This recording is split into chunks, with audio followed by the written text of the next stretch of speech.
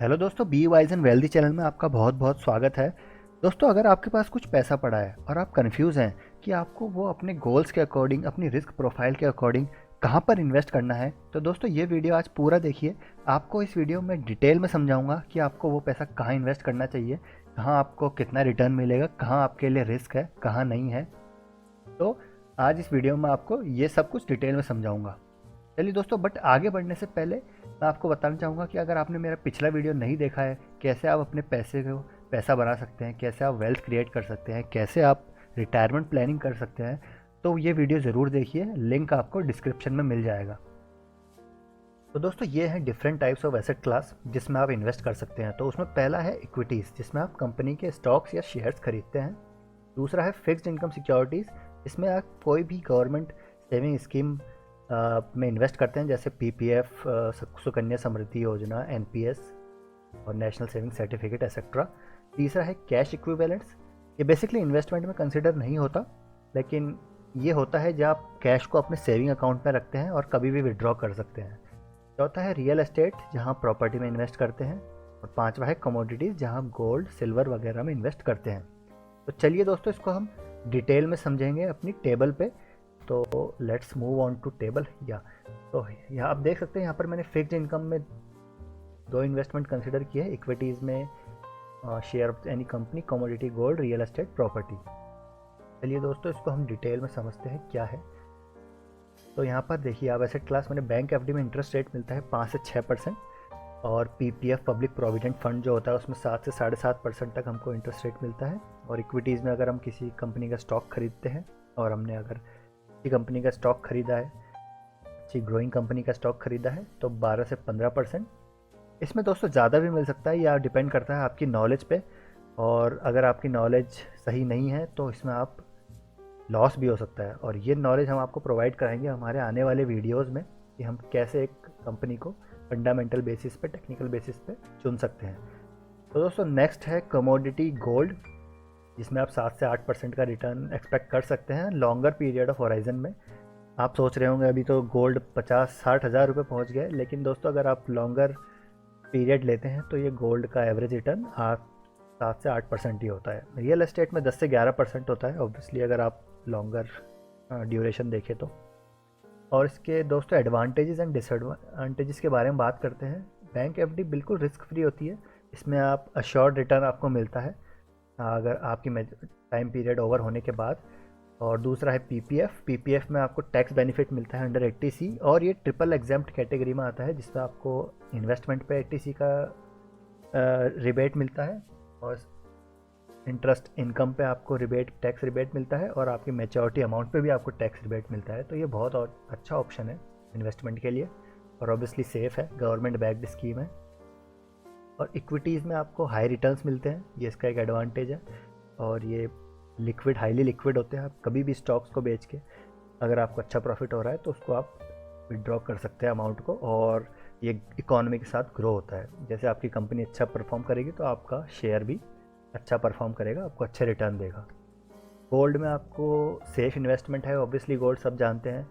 और ये आपका हेज करता है पोर्टफोलियो को। अगर आपका पोर्टफोलियो है इन्वेस्टमेंट का कोई, तो उसमें गोल्ड का होना ज़रूरी है, ये आपका पोर्टफोलियो का बचाव करता है।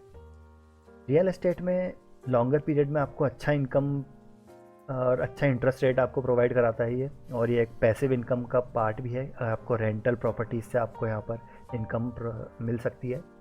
चलिए अब डिसएडवांटेजेस के बारे में बात करते हैं। डिसएडवांटेज है बैंक एफडी का लो रिटर्न्स। अगर आप देखें दोस्तों, महंगाई दर भी अपनी 5 से 6% चलती है, और अगर बैंक एफडी भी इतना ही रिटर्न दे रहा है तो उसका कोई फ़ायदा नहीं है। तो ये लो रिटर्न है ऑब्वियसली, और इसकी इंटरेस्ट भी टैक्सेबल होता है। और अगर आप इंटरेस्ट इनकम से तो फुली टैक्सेबल होती है। और पीपीएफ में फिक्स इंटरेस्ट रेट होता है, ये वक्त के साथ ज़्यादा बदलता नहीं है, इसमें ज़्यादा कोई चेंजेस आते नहीं हैं। और इसका लॉक इन पीरियड भी बहुत लंबा है, 15 साल का। और depending on the terms and condition आप इसको 7 साल में और 5 साल में भी कुछ अमाउंट इसका विड्रॉ कर सकते हैं, लेकिन पूरा नहीं।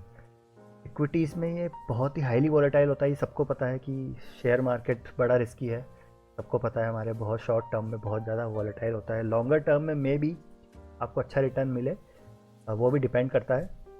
और लेकिन शॉर्ट टर्म में बहुत वॉलेटाइल होता है, और अगर कंपनी कहीं बैंकरप्ट हो जाती है तो आपका पैसा पूरा डूब सकता है अगर कंपनी डीलिस्ट हो गई तो।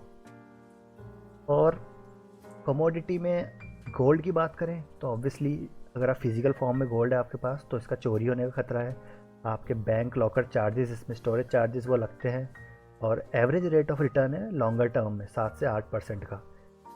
और रियल एस्टेट में बात करें तो आपको अगर प्रॉपर्टी ख़रीदनी है तो उसके लिए आपको हाई कैपिटल की रिक्वायरमेंट होगी शुरुआत में ही, और नॉन लिक्विड एसेट है। ऑब्वियसली अगर आप बेचने जाएंगे तो ज़रूरी नहीं है आपको इसका कोई ख़रीदार हैंड टू हैंड मिल जाए। प्रॉपर्टी के जो मैनेजमेंट चार्जेस है वो आपको देने, ऑब्वियसली आपको रिनोवेशन के कुछ ना कुछ चार्जेस आपके over the period of longer time आपको देने पड़ेंगे। तो दोस्तों ये आप टेबल थी जिससे आप देख सकते हैं कि आपको कौन सी एसेट क्लास में इन्वेस्ट करना है।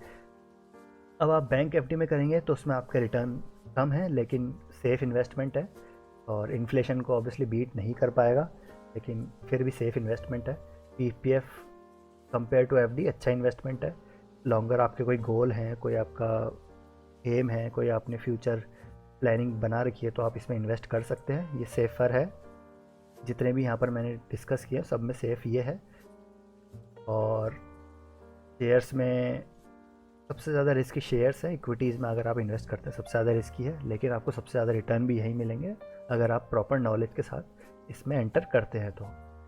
गोल्ड भी सेफेस्ट वे ऑफ इन्वेस्टमेंट है, और आजकल तो गोल्ड ETF भी आ चुके हैं। पहले सिर्फ हम फिज़िकल फॉर्म में गोल्ड खरीद सकते थे, इन्वेस्ट कर सकते थे, लेकिन आजकल ETF भी आ गए हैं। ETF भी एक अच्छा ऑप्शन है, उसको मैं आपको डिटेल में समझाऊंगा अपने आने वाले वीडियोज़ में। रियल एस्टेट एक ट्रेडिशनल वे ऑफ इन्वेस्टमेंट है, इसमें हम कभी भी इन्वेस्ट कर सकते हैं लेकिन इसको हमको लॉन्गर पीरियड के लिए होल्ड करना पड़ेगा। तो दोस्तों ये था एक डिटेल्ड व्यू कौन सी एसेट क्लास बेस्ट है, कौन सी एसेट क्लास में कितना रिटर्न है, कितना रिस्क है। तो आप अपने रिस्क प्रोफाइल के अकॉर्डिंग डिसाइड कर सकते हैं कि आपको कहाँ इन्वेस्ट करना है। तो दोस्तों आपको ये वीडियो कैसा लगा आप ज़रूर बताइएगा, और अच्छा लगा तो लाइक कीजिए, शेयर कीजिए, सब्सक्राइब कीजिए, और thank you for watching. Take care, bye bye.